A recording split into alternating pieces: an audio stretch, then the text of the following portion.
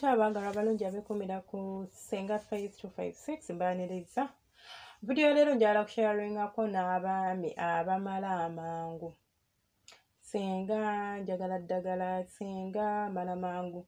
Buli vidiyo gye nkola oba buli audio gye nkola nga njogera ku nsonga eyo mukwano. Giwa akadde giwulirize, try things out. Ojja kulaba nga bikkolera. Gezaako bye mba nsomesezza we ngambye nti lyawe bika by'emmere bwe biti genda olaba omusawo okolaba oti. Gezaako okulaba nti obi practicing olabe. Cause nabagamba in most cases ebintu waliwo ensonga nnyingi oba waliwo ebintu bingi ebiviirako omusajja okubeera nga tomalaako oba okubeera nga toyima by the way. Waliwo abaami nga gwe toyimirako ddala. Bw'oba oyimye oluusi ng'oboneka bonesi kiba kyalumu. Ne wabeerawo abasajja ng'avugira eddakiika 5 taddamu kuvuga. Kitegeeza oyo nabagamba aba yeetaaga just boost oba aba just yeetaaga kuboostinga boostinzi maanyi ge. Si nti aba tamalaako weddakiika 5 tobeera bubi just weetaaga kuboostinga obeere ng'osobola okuvugaako naawe onyumirwe ng'omusajja n'omukyalawo abeere ng'asobola okunyumirwa. Kaakati leero waliwo remedy gye nabadde nkolako research era ne ngigezesaako n'abantu bange abamu and it was proven nti ekola. So osobola ogigezesaako terina bulabe bwonna bwegenda kutuusaako unless ng'olina allergies kubanga tugenda kukozesa ebikolo bisatu. Tujja kwetaaga carrots, tugenda kwetaaga entangawuzi, tugenda kwetaaga omubisi gw'enjuki. Bw'oba olina allergies ku ebyo ebintu by'emmenye then tobikozesa byesonyiwe. Bw'oba tolina allergies you are good to go. Ogenda kunfunira entangawuzi ogiwaateko bulungi, ogyoze ogiwaateko bulungi, ogitemeeteme oba ogisaleesale ogiteeke mu blender ogiblendinge. Onfunira entangawuzi ewerako kubanga weetaaga glass emu buli lunaku. Emu ng'ogenda kwebaka buli lunaku. Kaakati bw'omala obiblendinga bulungi nnyo era obikola n'obinywa. It's not like si kya buvunaanyizibwa bikola n'obitereka, bikole ng'ogenda kubinywa. Bw'omala okutabula bulungi nnyo entangawuzi eyo oba ogikuba bulungi mu blender gikamulemu ogye mu juice omuteeke mu glass omuteeke wali. Then onfunire carrots ozichopping oba ozisaleesale ng'omaze ozizoozaako bulungi oziwaaseeko akakuta ozisaleesale nazo ziteeke mu blender. Okwate juice oli gwe watadde ebbali omukubise omugattemu okube bulungi nnyo. Munfuna gw'oba okozesa okukuba carrots zino. Bw'omala ozikuba n'obeera ng'ofunamu juice n'era obeere ng'obikamula. Bino ebisenge gy'osobola obbisuula oba residues osobola obbisuula then juice oli gwe twetaaga. Juice omuteeke mu glass ofune omubisi gw'enjuki. Osobola oteekamu ejiiko emu oba akajiiko akatini, it depends taste gwe gy'oyagala. Omubisi gw'enjuki gwo nga gwo nga tuggyeko okuba nti no entangawuzi. Bino byonna ebintu by'emmenya wansi birina amaanyi gaabyo ag'enjawulo. Osobola okukozesa omubisi gw'enjuki gwokka okubeera ng'osobola okwongera amaanyi g'ekisajja. Osobola okukozesa entangawuzi yokka okubeera ng'osobola okweyongera ku maanyi g'ekisajja kubanga entangawuzi eyambako okubeera nga cleansing emisuwa gyo. So ne carrots zennyini zikuyambako okubeera nga ng'oyongera amaanyi ng'oyongera ku maanyi g'ekisajja.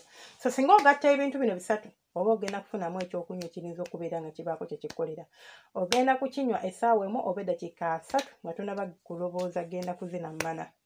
So bw'omaliriza bulungi nnyo biblendinga nkugambye bikamule. Bw'omala obikamula teekamu omubisi gw'enjuki akajiiko kamu oba ejjiiko 2 depends ku gwe test gy'oyagala. So tegulina overdose tofaayo. Bw'omala wenywera glaasi eyo buli lunaku ojja kulabawo enjawulo. Wabula nkugambye bw'oba olina allergies tobinywa. Tobikozesa. Waliwo abantu nga bali allergic ku ntangawuzi, waliwo omuntu ng'alina allergy wa carrots, waliwo omuntu nga omubisi gw'enjuki yalina allergies oba ng'alina obulwadde obutamusobozesa kukozesa mubisi gwa njuki. So tobeera ng'okola ki ng'ogunywa gwesonyiwe. Then bw'omala obikola bulungi nnyo nga bwe mbikulagiridde bigezeeko okubinywa mu kaseera ke nkugambye. By the way n'ekirala nsonga nkulu nnyo bw'oba oblendinga kuba ekintu kyotusooka okublendinga entangawuzi. Bw'oba okuba entangawuzi yaffe ogenda kwongeramu amazzi kubanga tegenda bana amazzi. Gichopping ogiteeka mu blender then oyiwemu amazzi agabuguma warm water. Amazzi agabuguma saagannyogoga ate saagwokya ate si agali awo nga gali nnumu. Waliwo amazzi agali nnumu. So njagala amazzi agabuguma g'oba okozesa.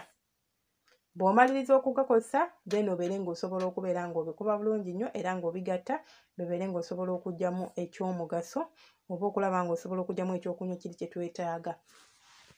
Ojja kubanga obaako enjawulo gy'olaba oba tolabawo njawulo.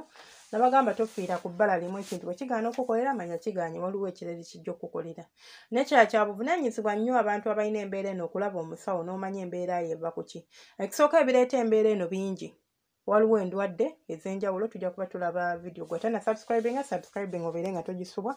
Ngenda bankola audio nga nsomesa ku ndwadde eziviirako abasajja okubeera nti temukyalina maanyi ga kisajja.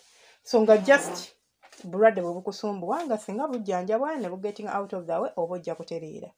Nabagamba waliwo abasajja nga ye like genetically kiri mu musaayi gwabwe nti bo batuuka ku myaka bwe giti abeera akasolo kakola bulungi naye bwatuuka ku myaka bwe giti ng'atandika okuboneka ng'atandika okuvumbeera waayima akasolo tekanywera tekaguma. So nga gwe kiri mu musaayi gwe tetulina kyakikolera, kiri genetically oba kiri inherited nti wekisikira busikizi.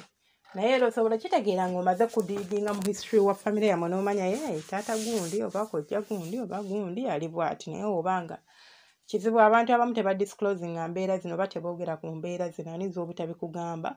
So no strugglinga nakyo nga tomanyi kivaawa.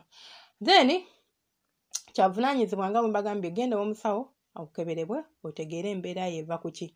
It doesn't matter oba ogenda kozesa haba okwejjanjaba oba ogenda kozesa ddagala zungu kwejjanjaba but ng'otegedde ki ky'ojjanjaba. Obuzibu bwe tulina ng'abaddugavu nti ffe twagala nnyo ebintu by'okwejjanjaba tetwagala bintu bya tukebera.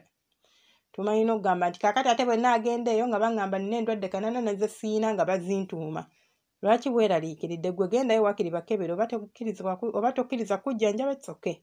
Naye bakebere bagambe nti emisuwa gyo gyetaaga kwoza. Tumanye nti kaakati entangawuzi ejja kuyamba kugogola emisuwa. Bagambe nti entambula y'omusaayi si nnungi kubanga entambula y'omusaayi ye determining omukira gw'omusajja okubeera nga gusigala guyimiridde oba nga teguyimirira oba nga gugwa mangu.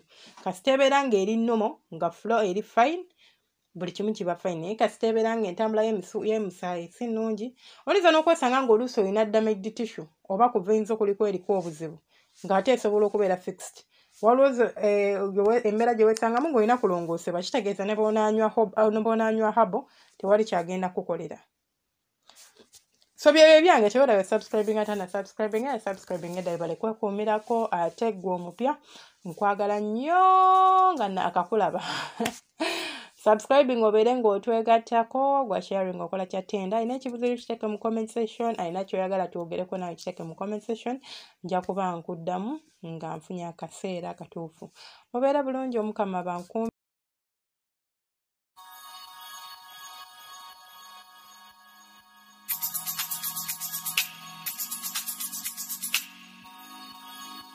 Yeah.